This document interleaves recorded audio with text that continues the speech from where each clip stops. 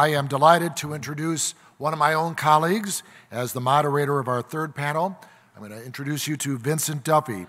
Vince is our news director at Michigan Radio, WUOM, the NPR news and information station here at the University of Michigan, and is the state's most listened to public radio station.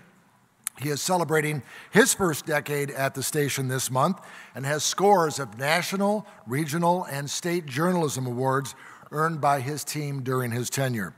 Mr. Duffy also chairs the Radio Television Digital News Association. It is the world's largest organization representing electronic journalists.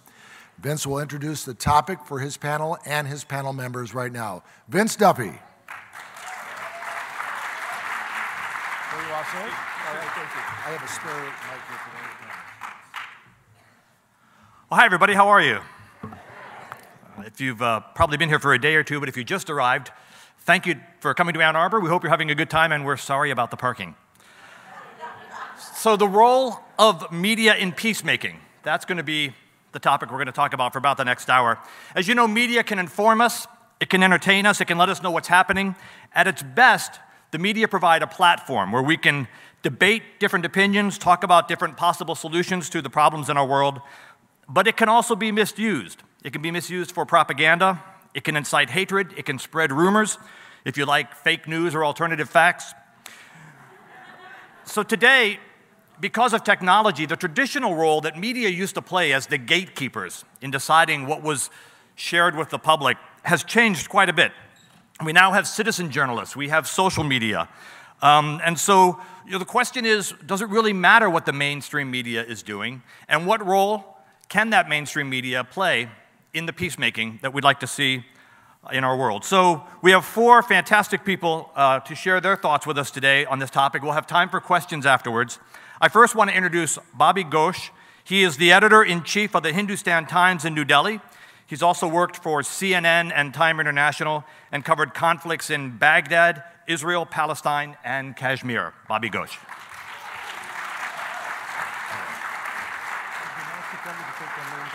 Okay. I've been asked to take this off. Is it glaring? Next, we have Penny Legate, an Emmy Award-winning freelance reporter and documentary producer. She's covered news in Ethiopia, Uganda, India, Rwanda, Nepal, Vietnam, Zambia, and Bolivia, all over the place. Penny Legate.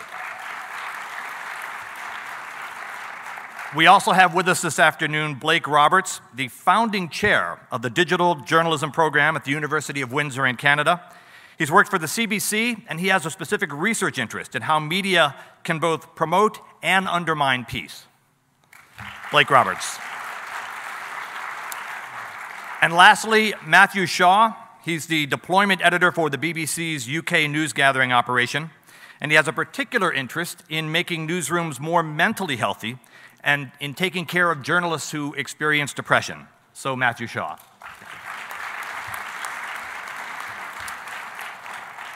Here's how the choreography will work. I've introduced each of them, so they will come up in turn to present their remarks. Afterwards, we'll have a bit of a discussion start here, and then I will open it up to questions from the audience. So we will begin with Bobby.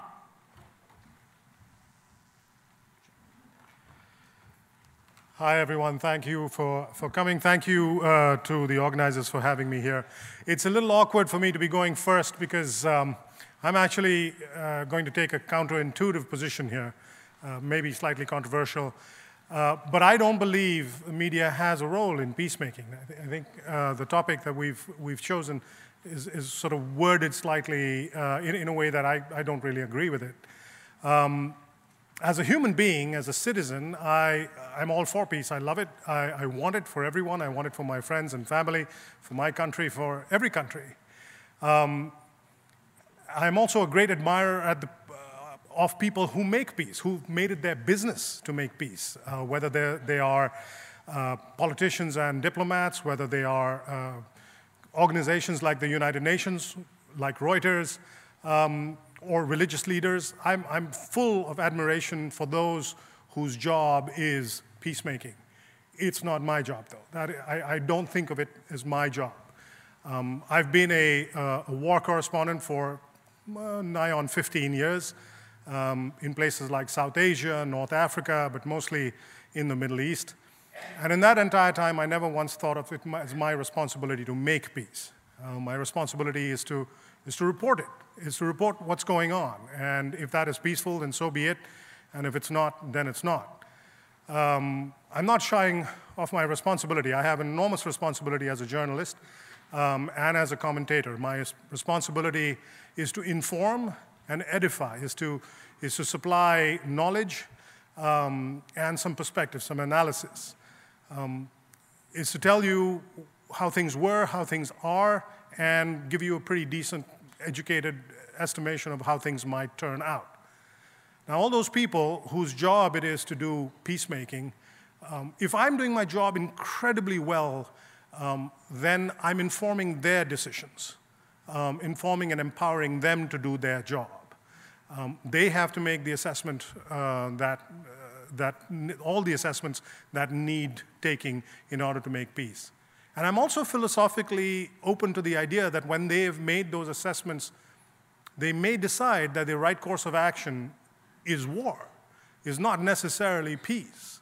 I do believe that we should all ultimately quest for peace, but I believe also, and I've seen in my lifetime as a journalist, that the road to peace sometimes leads through war.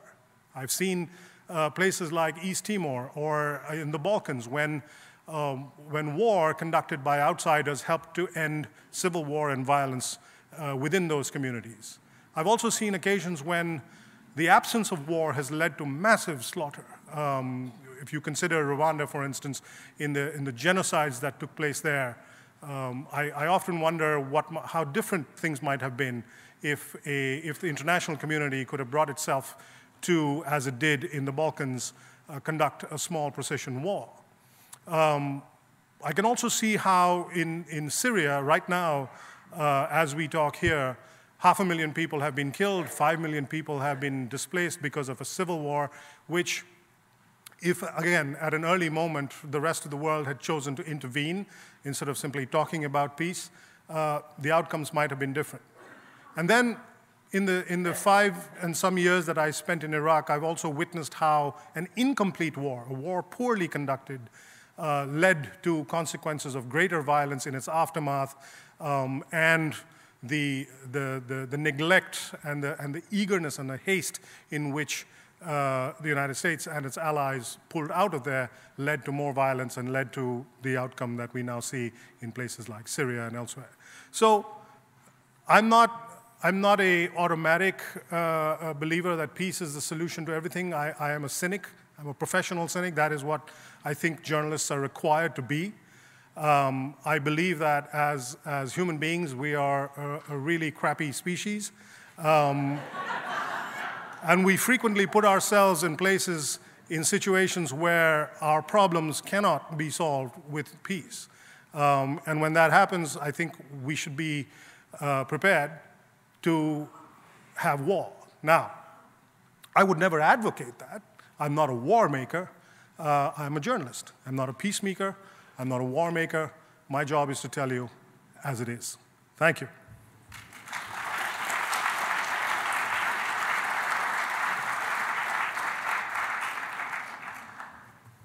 Good afternoon, everyone.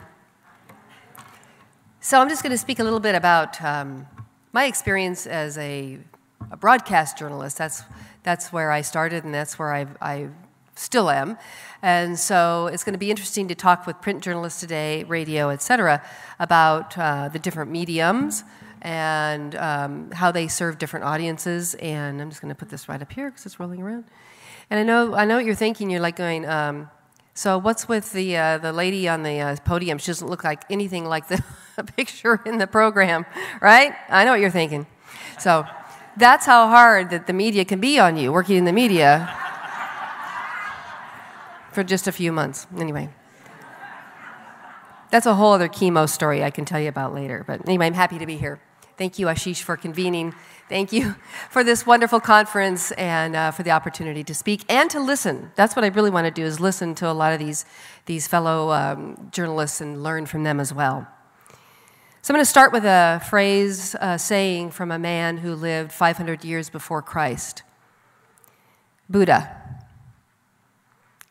He said, "Better than 1,000 hollow words is one word that brings peace." And I think that throughout my career, that's really something I've personally strived to do as a reporter. When you work in a newsroom, you often don't have a lot of choice about the kind of stories you cover. You're pointed to places, fires, and such to go.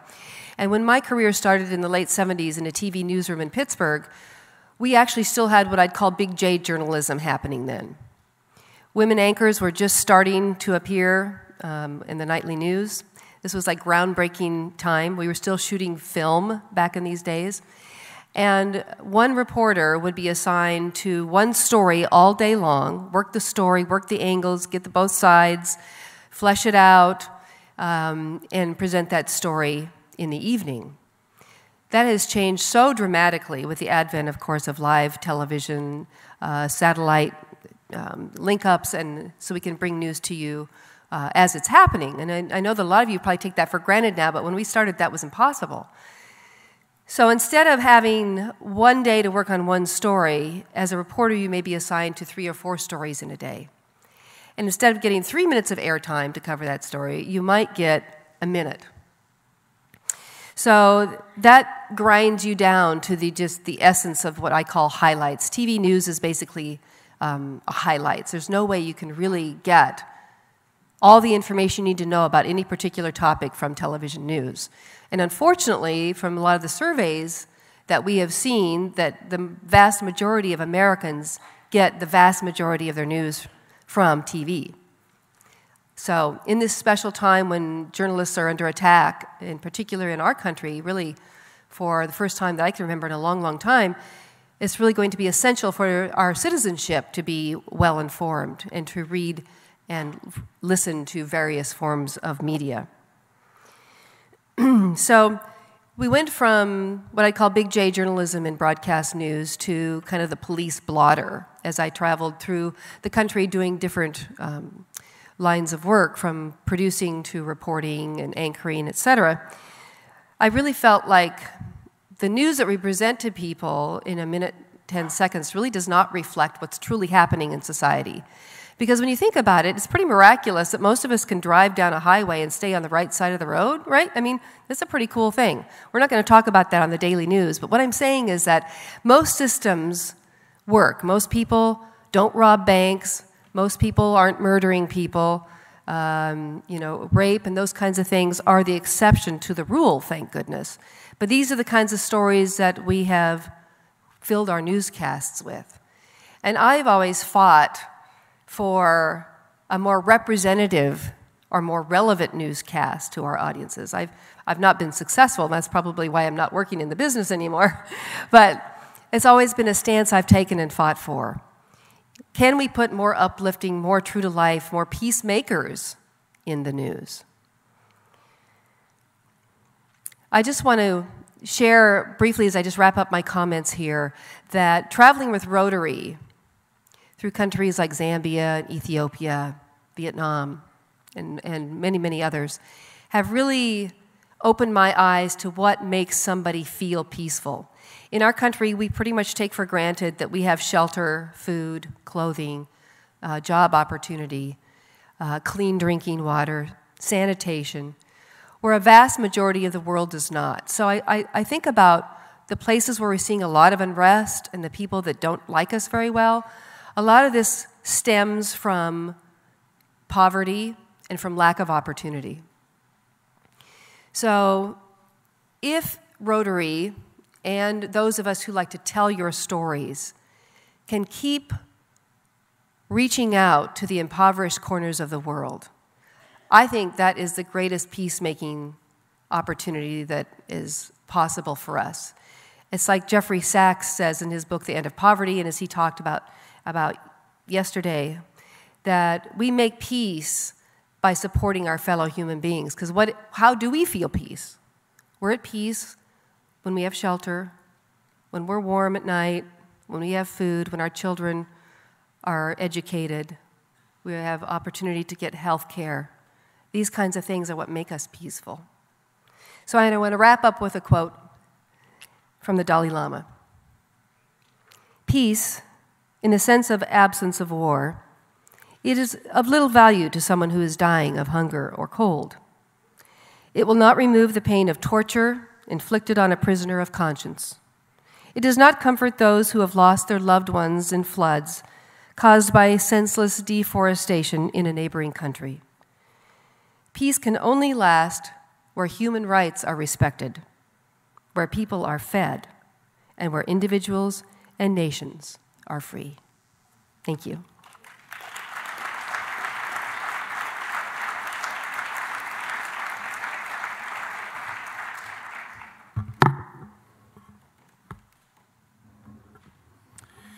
I have some PowerPoint slides. Wait for them to come up. While I'm waiting, there we are. And at the risk of using up some of my valuable time, let me point out that I've had a long-standing relationship with Rotary. I went on a group study trip when I was still working in journalism for the CBC over in Windsor in 2002 to the Philippines, about a 5-week trip, and that experience was fantastic, but it turned out to be invaluable when I did my master's thesis work in 2005 on a grant from the Canadian International Development Agency, and I spent about 3 months in the Philippines studying, among other things, the security of journalists. I covered a trial of a police officer, actually, who went off duty, assassinated a journalist. And without the relationships that I had established in 2002, I would not have been able to do the work I did in my thesis. Having contacts on the ground, people who spoke Tagalog, people who could make sure I didn't get myself into a dicey situation or helped me get out of a dicey situation. So I have a long-standing relationship with Rotary, and I'm very grateful for what Rotary has done for me.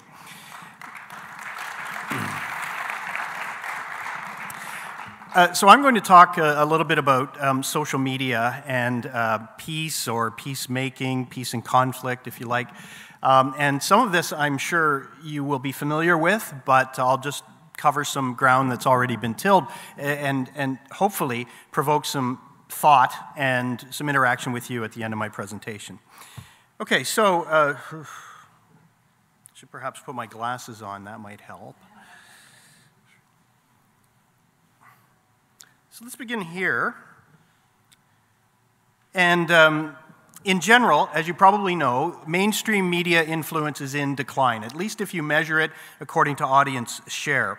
Over the past 20 years or so since the advent of the internet, this is a slide showing data from the number of Canadian homes taking a daily newspaper, and of course it's projected to only get worse, as you can see the trend line there. That raises the question, where are people getting their news and information from then? Well, all forms of mainstream media are down in terms of audience share, and again, depending on how you measure that. And again, this is Canadian data, so newspapers, magazines, television, radio, all down, but the internet has risen in aspects of where people are actually getting their news and information, and that's not surprising, right? We all have migrated to the internet for all kinds of things, whether to shop or get news and information. These are the 10 years from 2003 to 2013. Now, of course, the internet can consist of many things, including mainstream... yeah, all right, now this is an interesting slide too. Sorry, I zipped past that one. This is actually Pew showing where Americans are getting their news. And you can see what's on the rise there. It may be difficult for you to see, but Americans are increasingly going to social media to get their news, which raises a host of questions. What exactly are they getting on social media, after all? Now, don't forget that all news outlets have migrated to the internet. The Gray Lady of New York, right? The New York Times, BBC, The Economist, Hindustan Times, I assume is online, of course. Politico, let's not forget Breitbart. How could we? You know, these new sites. The Onion, if you like your news satirical, you have The Onion there. So, you know, the internet can mean many things, and there are all kinds of sources where people do get their news, clearly. Let me catch up here to my slides. And I got my slides out of order, but the previous slide showed that Americans are getting their news increasingly from social media. Pew reports 62% is the number of Americans get their news on social media. perhaps not all their news, but at least some of it. And what are they getting? It's debatable, clearly. And we can get into that discussion perhaps a little bit later. So for the purpose of this presentation, there's the Pew data there for you in a different format. You can see 62% there. It's a little hard for me to see from here. Again, my old eyes, I apologize. But there's some detail that I just described where Americans are getting their news on social media. Hang on. Here we go. Okay, so for the purposes of this presentation, let's look at some of the characteristics of social media. First of all, social media is Web 2.0, which essentially means that whereas Web 1.0 was, you're essentially a consumer of whatever it is on the internet. Web 2.0 obviously is different because you can interact, you can share content. And sharing in this context means that you can acknowledge something online, so like something clearly. You can redistribute it, right? You can forward or transfer or whatever it is, share something clearly. And you can also interact in discussion forums, or you can, respond to a tweet, what have you. So Web 2.0 is more interactive, obviously, than Web 1.0.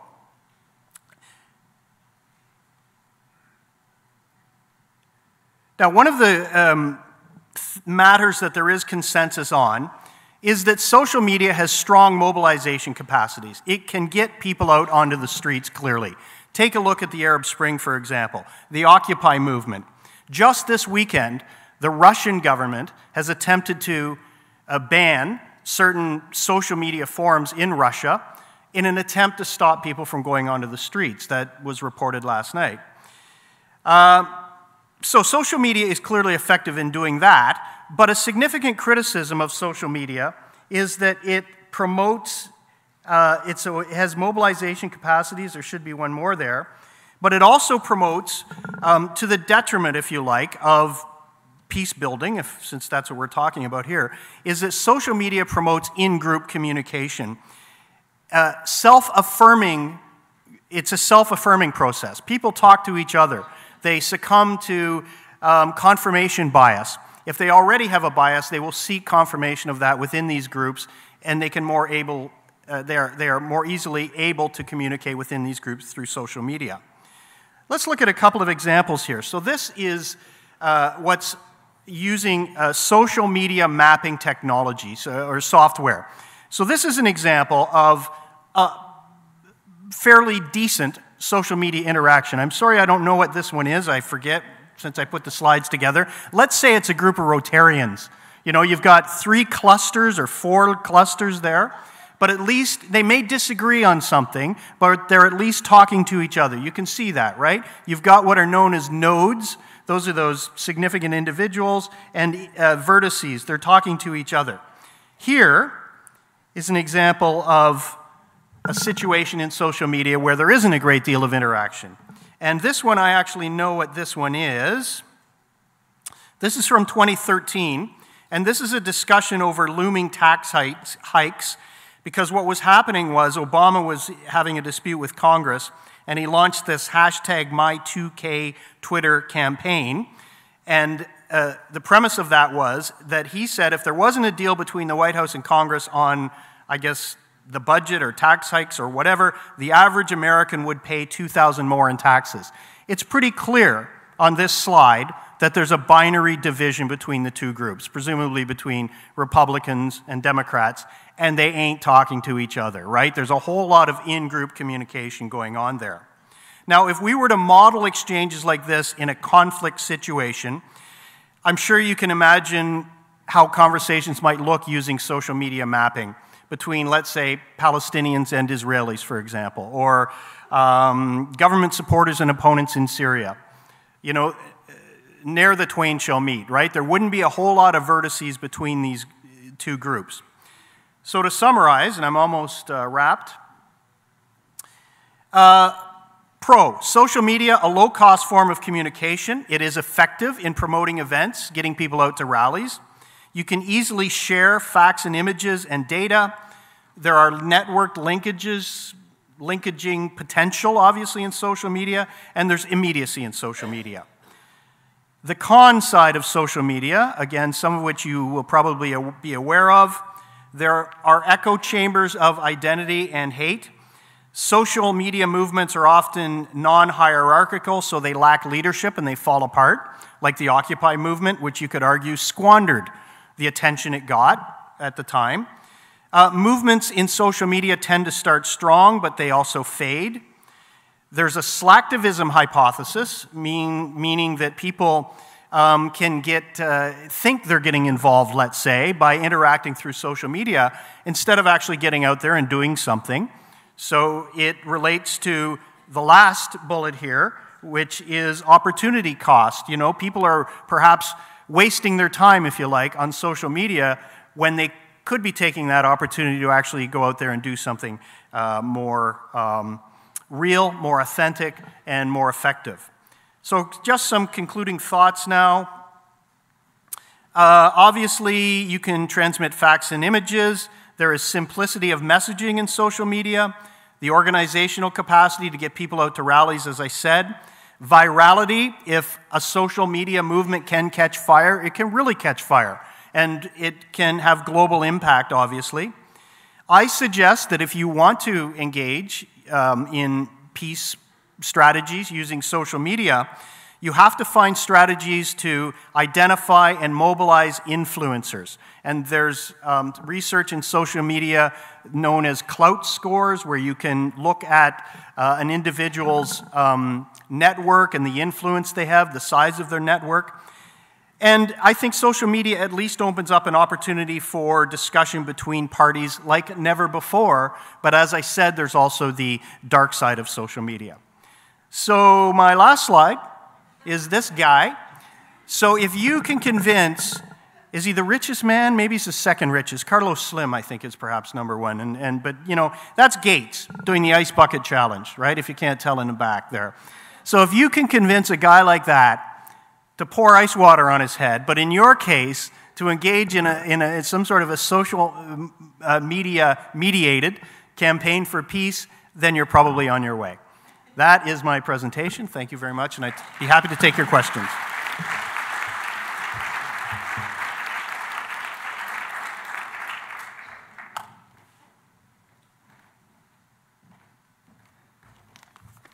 Hey, everybody. It's never good to go last, especially after they've been so good. They've probably said everything I want to say, so bear with me. I just wanted to start off by just paying tribute to the young people that have been stood up here the last 2 days. I know many people have done that. They've shown great courage standing here. I've learned from their courage. I think we can learn a lot from them, and if they can do it, I can do it. So here goes. I was trying to work out what to say, and I was particularly struck by something Ashish said yesterday. I'm going to say this phrase now. Is Ashish here? Where is Ashish? That's the phrase I hear most in this room is, where is Ashish? But there we are.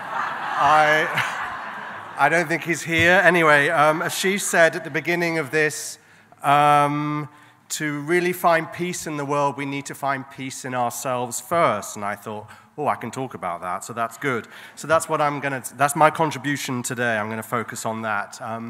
In this past year, I've taken quite an amazing journey in the sort of area of mental health and journalists and depression and mental health.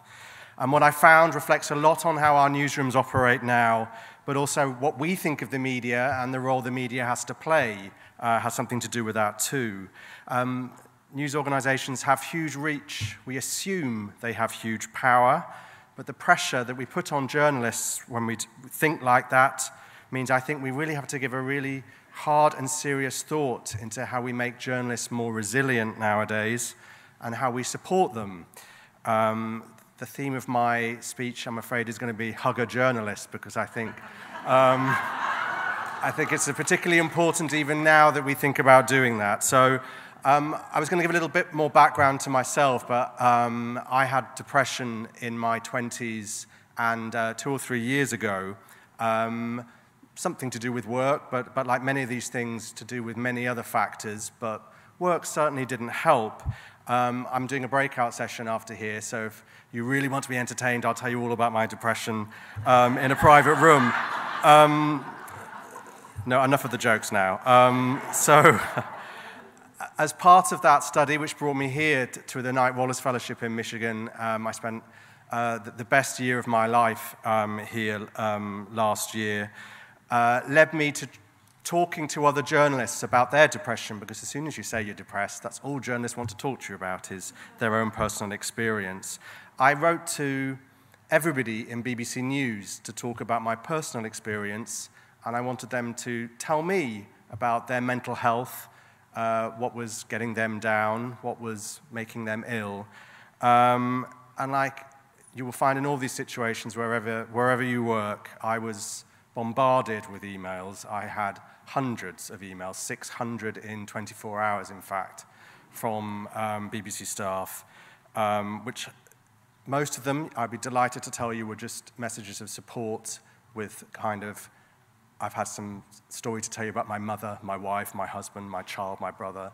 But there were 200 or so people that gave me really interesting insight into what journalists are going through, because I know journalists aren't the only business in town, and they're not the only profession that have mental health issues, but it's a pretty weird job being a reporter. It's like a job that combines everything from doing the news to being a paramedic sometimes, being a counselor, being a therapist, being a soldier, sometimes being a police officer, sometimes being a childminder, sometimes being a teacher. All of those things, sometimes in one day, if you're trying to report on a story, come up.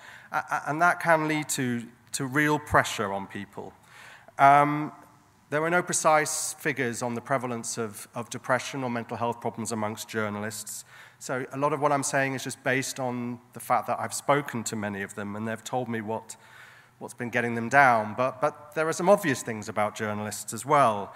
The long working hours. There is a culture of drinking. There probably isn't as much nowadays, but it's certainly there. Substance abuse, lack of sleep, that 24/7 news cycle, the endless deadlines. If you work in television news, or certainly 24-hour television news, there's a deadline every 5 minutes. You never get to stop. You spend more time looking at the outside world than you actually do looking what's going on in your own home or what's going on in your own mind. This is going to sound really bad. It's fun as well, but I'm just telling you. And the kind of detachment from emotion sometimes, and then the utter empathy that you can have with somebody experiencing something awful. It is a tough job, and I don't think people really understand that. Now, the conventional way that we look at trauma and journalists, there are some extremely brave colleagues at the BBC, some extremely brave colleagues here, and around the world that have reported on horrific events. And I'm really delighted to say that in our profession, I think PTSD is something that people talk about more openly. It is something that editors are really caring about when they send their teams into the field. Actually, that wasn't the kind of thing that journalists contacted me about and wanted to talk about, because the BBC, very luckily, has a brilliant PTSD scheme, which I was trained in as well to look after people. To me, the mental health issues that really affect us are the everyday problems. And I really think that we need to take a lot greater care, not just as newsrooms and editors, but also consumers of news and people that interact with journalists on a daily basis, whether it be through your screen or actually face-to-face. So I'm more concerned about these conflicts closer to home. Journalists have always battled with governments. I'm not going to talk about the present day, but when I was a teenager, Margaret Thatcher's government consistently fought with the BBC. It was a never-ending battle until she left Downing Street. Not going to comment on her politics behind that in any way, but she argued that the BBC would talk about British troops and not our troops.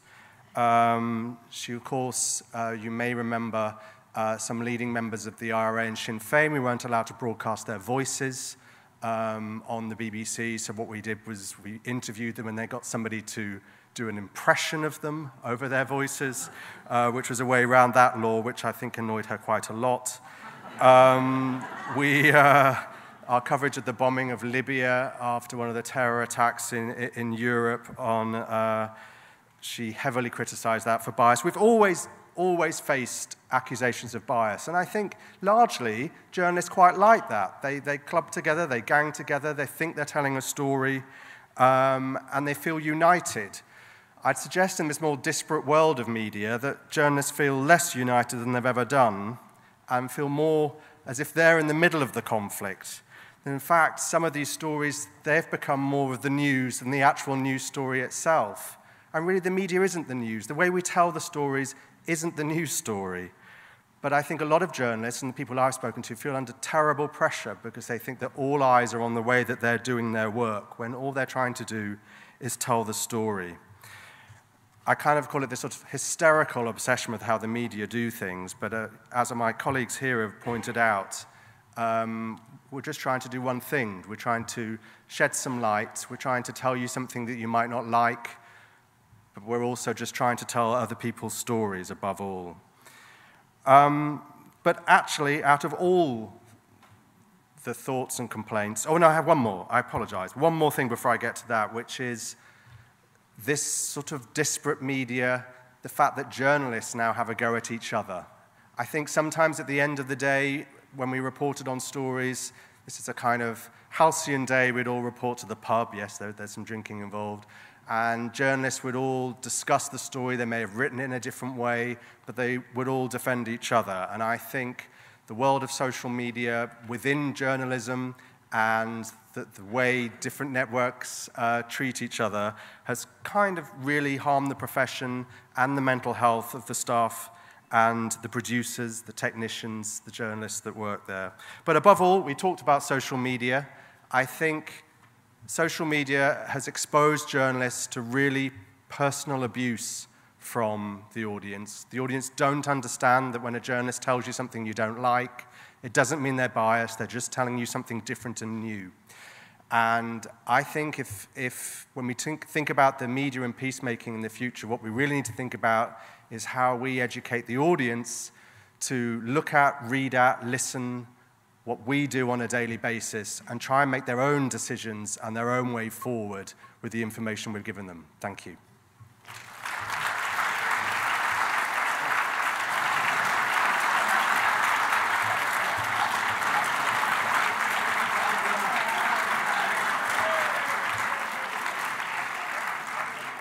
I think perhaps what you're seeing up here is a demonstration, as a member of the enemy of the American people, we don't get a whole lot of love in the journalism world. So when we get it, we appreciate it.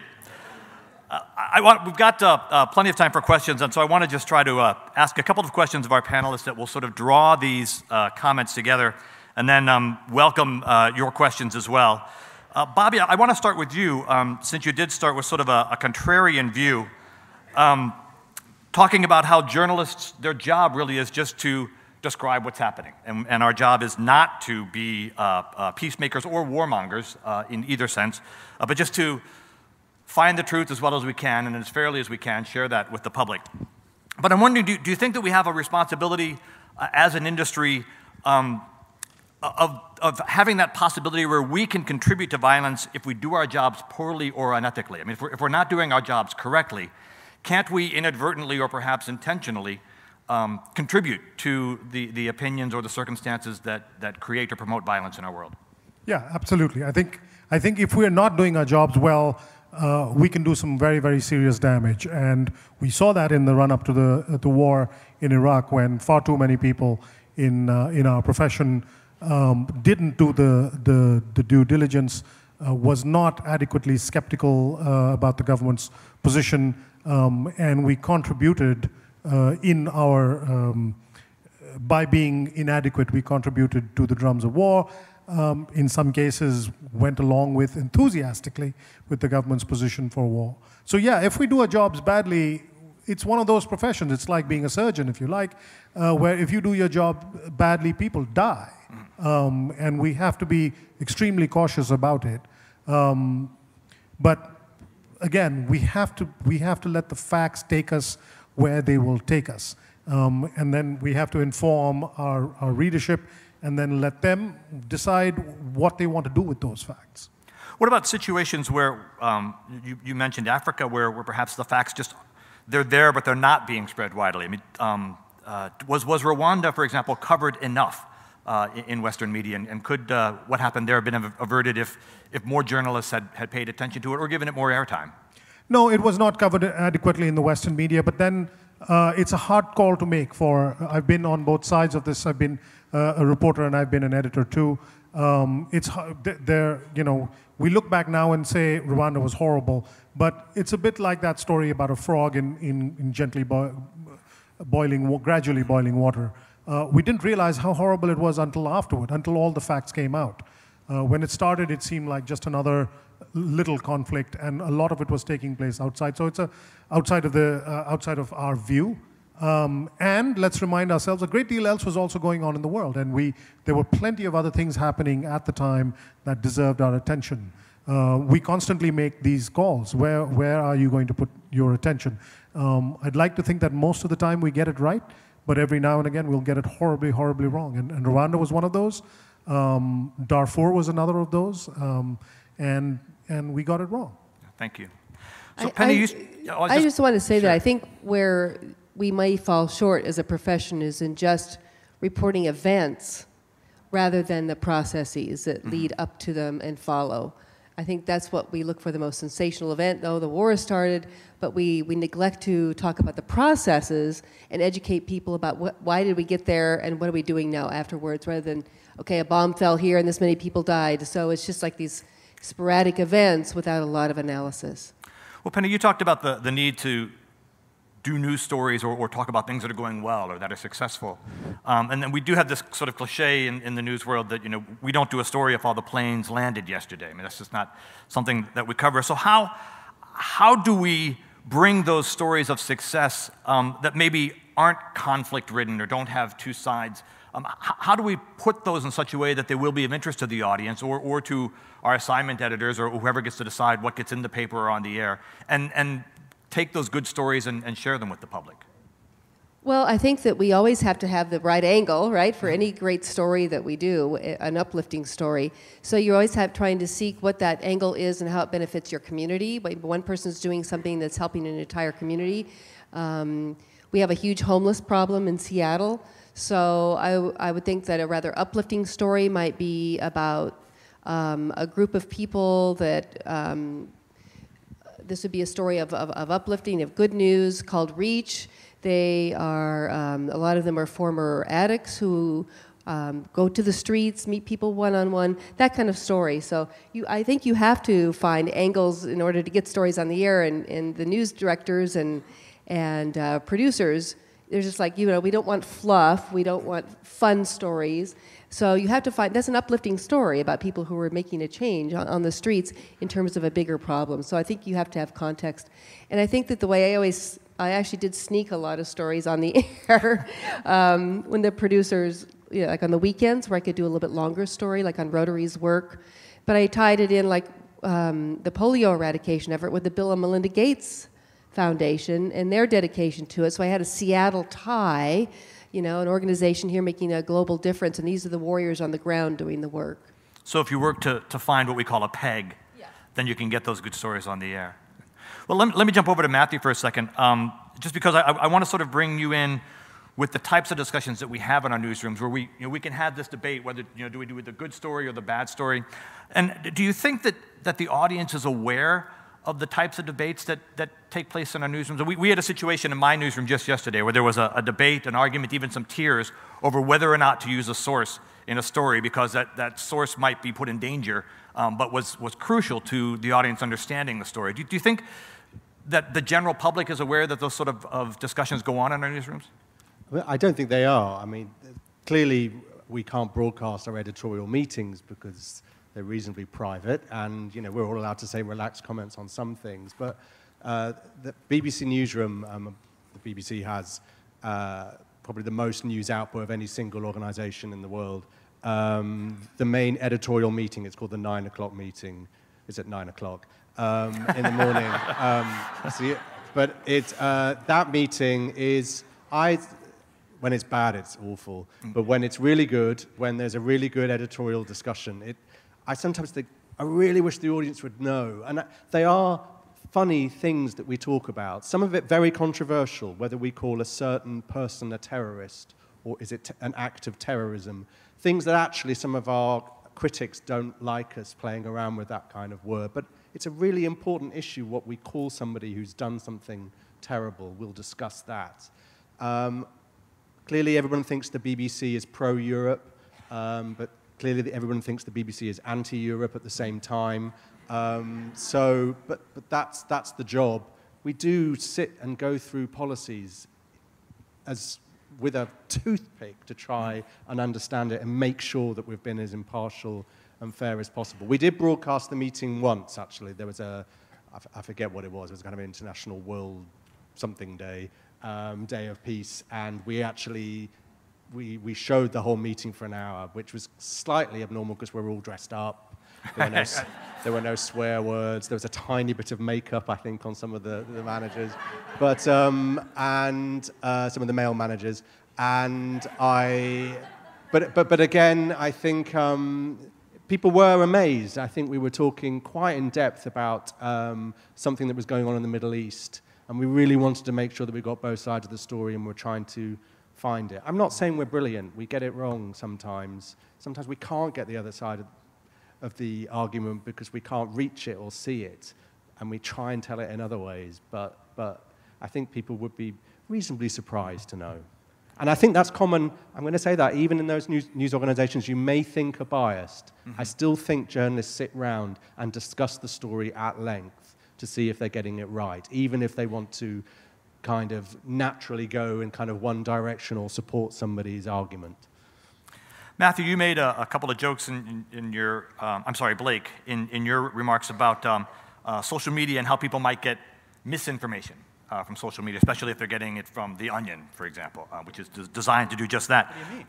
But what, well, I'm surprised that my aunt, who always shares those stories, and is surprised to realize that they're not news, but, and then she follows it up with numbers of kittens. But, are social media firms like Twitter and Facebook, do they have any systems in place where they're trying to moderate the content that people experience on those platforms to try to filter out propaganda or things that are hate speech or clearly are just not good, however you want to define that for society to consume? They pay lip service to it, but I just want to make a quick comment on something that Penny said. I couldn't agree more that we should do more reporting on the deeper story, if you like, but the problem, of course, lately anyway, is there have been so many cutbacks in newsrooms, in addition to the fact that through digital technology, the demands on journalists are so much greater to do a hit every hour or whatever. It's increasingly difficult, if not impossible, really, to get behind the stories unless news organizations dedicate those resources. But to your question, yeah, and I actually have these in my notes here, which I will go to. I can, well, I'd have to sign in, so I won't bother.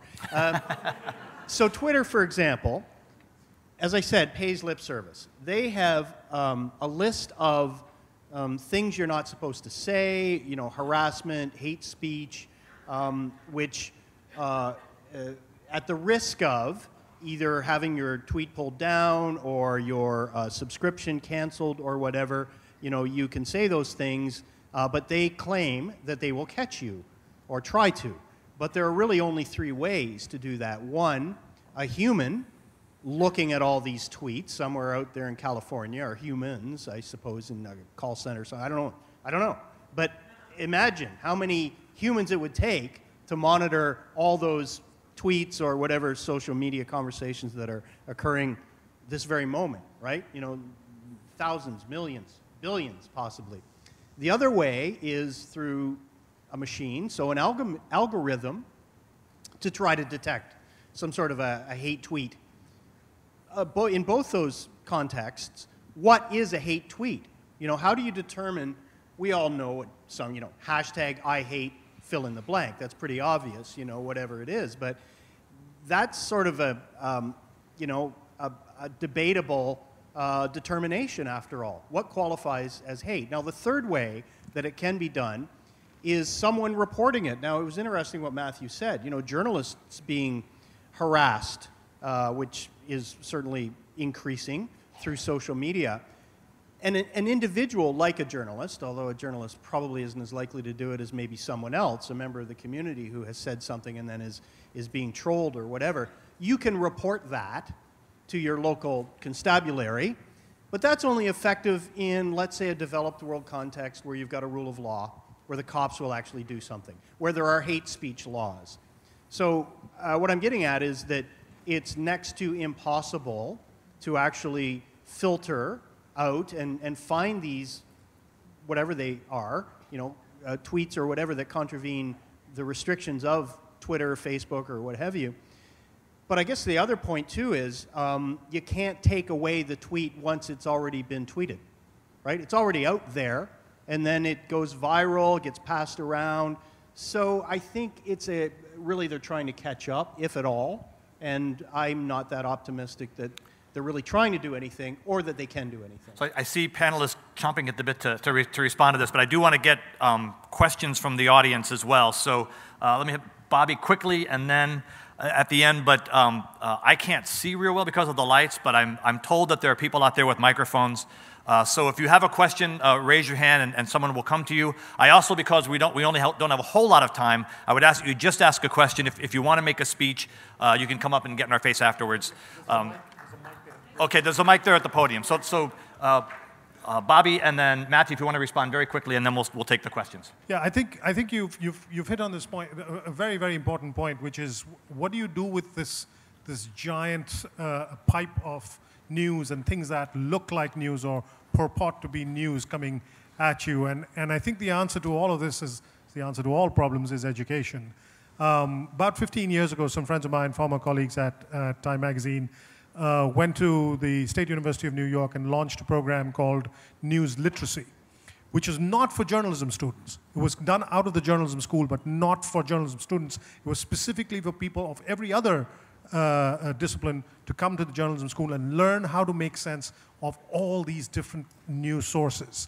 And it's a terrific program, and it was the first of its kind. I hope more and more American universities pick it up. But more importantly, I hope schools begin to pick up things like that, because you have to start teaching kids from a very early age how to distinguish between news, analysis, comment, and complete sort of humor. Right. Far too many people get their news from the Daily News, the Daily Show, which is very funny, but it is not news. And how to make a distinction. I think there needs to be modules in schools. Now, I met somebody here this afternoon. I'm just stop you there and go to Matthew, because I really want to get to the questions. No, Bobby's saying it better. Oh, okay, all right. Then I want to point out somebody, if he's in the room, Bob Van Oosterhout. Are you here, Bob? Yeah, yes, Bob's right back there. Now, Bob is actually doing this. Bob is working to try and create templates by which people can understand the difference between news and fake news and sort of hate speech and so on. And so there are people who are already working towards this, and I encourage people to reach out to Bob when you can. He's the guy standing back there. Bob, would you put your hands up again? That's Bob. Thank you. Yes, your question. Yes, hi. My name's Linda, and I'm from Windsor, Roseland. Actually, my question was related to about media literacy, because there used to be a time when media literacy was in the schools. And I think about, Bobby, when you were talking about the balance, and Penny talking about Good News Story, I think about the time my mother, my 85-year-old mother, was terrified by the fact that I decided to go on a trip to Europe because she was sure I was going to be bombed in an airport. What you put on the front pages means that's the most important news for the day. The top story on the news was the most important thing of the day. So in addition to, obviously, installing media literacy in schools and the like, how can we develop more of that critical analysis of just because it made the top headline doesn't necessarily mean it is the most important thing of the day, and how do we critically analyze that? Thank you. Good question, thanks. It's a thought I've been having a lot lately. I mean, the point is you can travel to Europe, and of course you're more likely to be knocked down by an Italian moped driver and injured than you are to be wounded or attacked. Being here, I arrived here last Thursday, the day after the attack in London, and everyone seems terribly shocked that, in fact, during that attack, I was 2 miles away having lunch with a friend, watching it unravel on social media. But, you know, life carried on. It was just 2 miles away, but awful, but it wasn't something that was affecting anywhere else but that particular spot. And how we encourage people to think about statistics, to think about reality, that you're more likely to die in a DIY accident than a terrorist attack. We can write that, and we do that in our reporting, actually, regularly. In fact, social media is the place that tells you. I don't need to talk about, I won't pretend to talk about gun crime in this country, but clearly you're more likely to be shot by your child than you are by someone who wants to murder you. So those statistics are there, but they don't seem to, I don't quite know, we present them, but they don't seem to really ram home, and I don't quite know whose responsibility that is. Because it doesn't sell, and it's not being put up on the front of the news.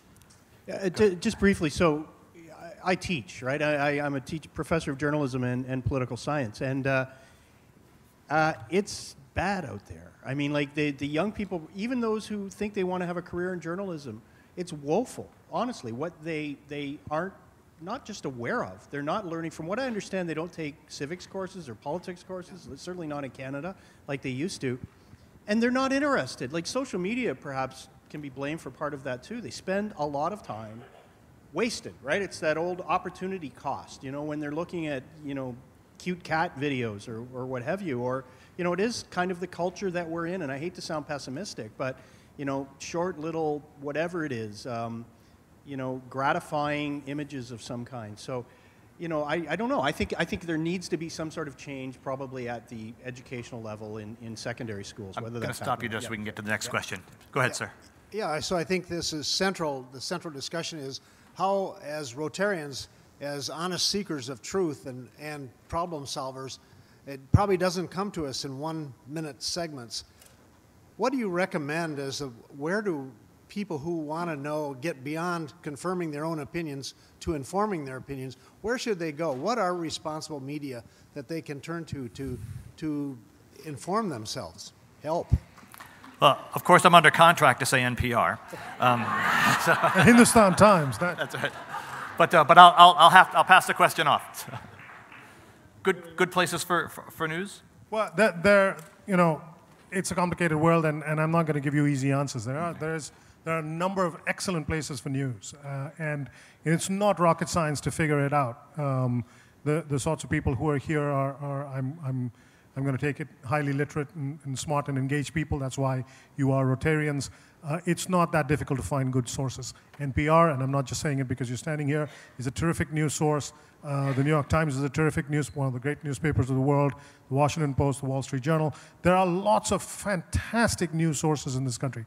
And many of them are available free of cost through the internet. And I wish that were not so. I wish you all had to pay. But the fact is that they are there.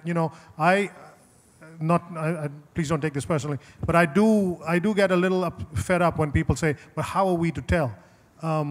If you're educated, if you're above the age of 15, and you're sentient and sober, it's not hard to tell. You should be able to tell. I would also say another answer to that question is multiple. Get your news from more than one source. Ma'am. Hi, my name's Ellen Maines, and I work in media development in Myanmar. So I'm delighted with this panel. I love it. My question is, all the things you're talking about are really central to democracy, right? Media is effectively a fourth pillar of democracy. How do we get Rotarians to invest in media development? You'll have to ask the Rotarians. I'm not...